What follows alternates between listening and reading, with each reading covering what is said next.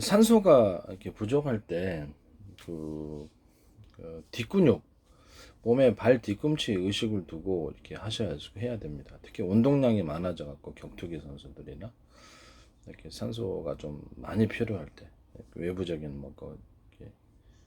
잠수했을 때 압력을 물의 압력을 눌린다든지 공군 조종사 이렇게 기압에 의해서 눌린다든지 이렇게 되면은 발 뒤꿈치에 의식을 두고 하셔야지 보다 큰 근육으로 호흡 근육이 움직이게 되고요.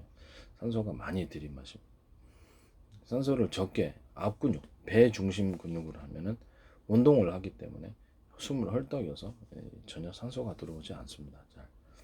그래서 이렇게 입으로 이산화탄소 내뿜고 코로 들여서야지 깊이 들어가겠죠. 이렇게 해서 그리고 이제 복부 팽창 같은 거를 우리가 생각할 수 있습니다. 가스로 인한 복부 팽창. 보통 질소 같은 거, 질소 같은 거 공군 조종사도 좀 조심해야 되는 부분이에요. 공군 조종사가 비행기체가 좋다고 해서 공군 조종사가 결국 조종을 하는 무인기체도 있습니다만, 그래서 질소 비율을 높여주면 똑같이 기절하겠죠. 그래서 이런 부분을 그 현장에서 비율을 맞춰서 넣을 게 아니라 제품화되어서 제품을 사전에 이렇게 실험해가지고 그렇게 무작위로 해가지고 그 제품을 가지고 곧바로 넣는 식으로 산소 비율을 좀 높여주고 질소 비율을 낮추는 식의 병원에서도 이제 고압 잠수병 걸린 사람 치료하기 위해서 산소 비율을 많이 높여주지 않습니까? 높여주고 이러는데 물을 많이 마시라고 이렇게 말씀드렸어요. 물을 많이 마셔서 혈액을 정화시켜줘서 이렇게 그 안에 있는 기포를 좀 줄여주는 거예요. 기포를 줄여주는 식으로 들어가고 땀을 좀 내라. 땀을 좀 내라. 그렇게 되면 그를 통해서 이 질소 안에 들어가 있던 공기방울식으로 그냥 기포식으로 된 것이 좀 감소될 수 있다. 땀을 내라. 땀을 내라. 그래서 이렇게 저렇게 땀복 같은 것도 괜찮고요. 땀복 안전하게 땀복으로 해서 몸을 방을 좀 덮게 해가지고 땀을 내면 이 부분이 훨씬 더 땀이란 이 구조가 혈액 속에 있는 것을 혈액을 정화시켜주는 기름 성분도 그렇지만 노폐물, 중금속 여러 가지 문제를 해결할 수 있는데 도움이 되어 있습니다. 이 부분을 땀을 내라. 땀복 같은 것도 좋다. 방 안에 아주 뜨겁게 보일러 틀든지 아니면 어떤 난로 같은 거 전기난로 들어 뜨겁게 만든다고 해서 땀을 엄청나게 흘리십시오. 땀복 입고 그러면 거기서 잠수병이 훨씬 더 도움이 될 것이다.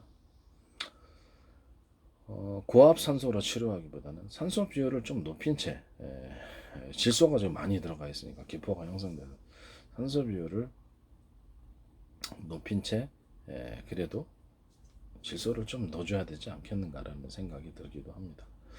그게 저도 정확히는 모르겠습니다. 이렇게 그 치료 현장 이게 고압산소로만 과연 치료했을 때 부작용이 없겠는가?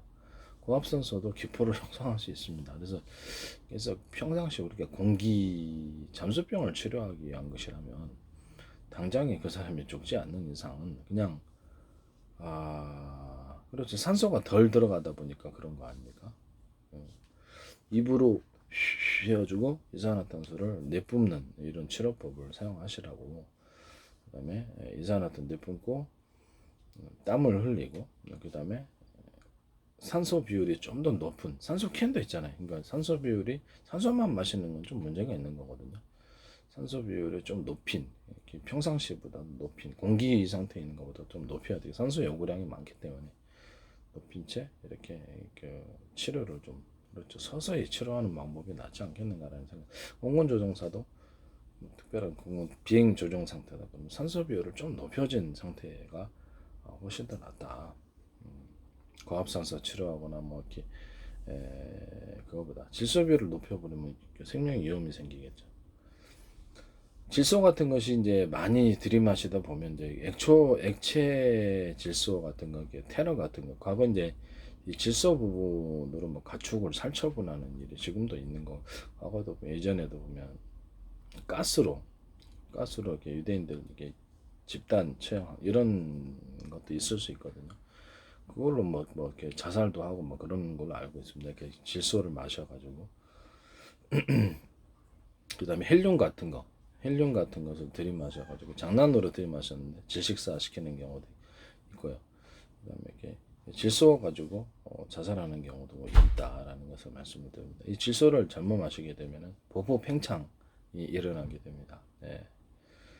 팽창이 이렇게 어떤 압력에 의해서 외부적인 사람들에 많이 깔렸다. 압력에 의해서 꽉 눌리잖아요. 눌리게 되면 압력이 아니더라도 어떤 그 무거운 물건에 의해서 딱 눌렸다네. 그러면 그 부분에서 산소 요구량이 굉장히 비행기 조종사도 그렇죠. 기압에 의해서 눌리면 산소 요구량이 많아지는 거예요. 그럼 숨을 헐떡이 되게 되죠. 그때 이제 발 뒤꿈치에 의식을 두고 이렇게 하시면 훨씬 더 산소가 이제 산소 자체가 이제 없다면 없거나 희박하다면 그 안에서도 힘들겠죠. 고산지대 가서도 이 호흡법을 사용하시길 바랍니다. 발 뒤꿈치 의식을 두고 숨을 마시면 산소가 많이 들어옵니다. 보다도 발 뒤쪽에 의식을 두면 이로 인해서 벌써 강한 근육, 발 뒷근육에 강한 근육으로 호흡을 하게 돼요. 훨씬 더 많은 산소가 들어온다. 이렇게 많은 그 운동 또는 어떤 이런 특별한 압력이 있어서 힘을 많이 써야 될 때, 그때는 산소 이산화탄소 교환 속도도 그렇게 좀 쉽지 않기 때문에 이산화탄소를 입을 뾰족하게 해서 인위적으로 콘도전속 일부러 그렇게 하거든요. 달리기 할 때도 그렇고 이렇게 그래가지고 이산화탄소 산소호흡기를 빨리빨리 해줘야 돼. 이산화탄소 빨리 내보내 산소 이렇게 코를 코하고 입으로 동시에 입을 뾰족하게 해서 들이마실 때도 이렇게 해줘야 돼. 평상시 빨리 빨아들이는 거죠. 보다 그럴 때 필요할 때 뒷근육에 강한 힘이 필요합니다. 발 뒤꿈치 요식을 드시고 하시길 바랍니다. 질소로 공군 조종사나 이런 사람들도 질소를 그 안에 또 섞어주면 이제 그렇죠. 기절하겠죠. 2분 사이에 기절하게 됩니다. 기절해서 아마 의식을 잃고 죽지 않겠나라는 생각을 하게 됩니다. 가스 팽창을 생각할 수 있습니다. 네. 공군 조종사나 뭐 이런 저기 질소비율을 높여갖고 잠수병 이제 들어갔다 그러면 잠수하시는 분이 들어갔다 그러면 저 질소를 보다 많이 마시면 복부가 팽창입니다. 그런 부분이 있다. 그래서 공군조종 같은 경우에도 만약에 산소를 갖다가 이렇게 조종석 내에 공급을 해준다 그러면 산소비율을 좀 높인 그런 공기를 평상시보다 집어넣어줘야 된다는 것을 말씀드립니다. 너무 지나치면 뭐든지 문제가 되고 평상시 산소가 풍부한 상태 이게 더 좋다라는 것을 말씀을 드립니다.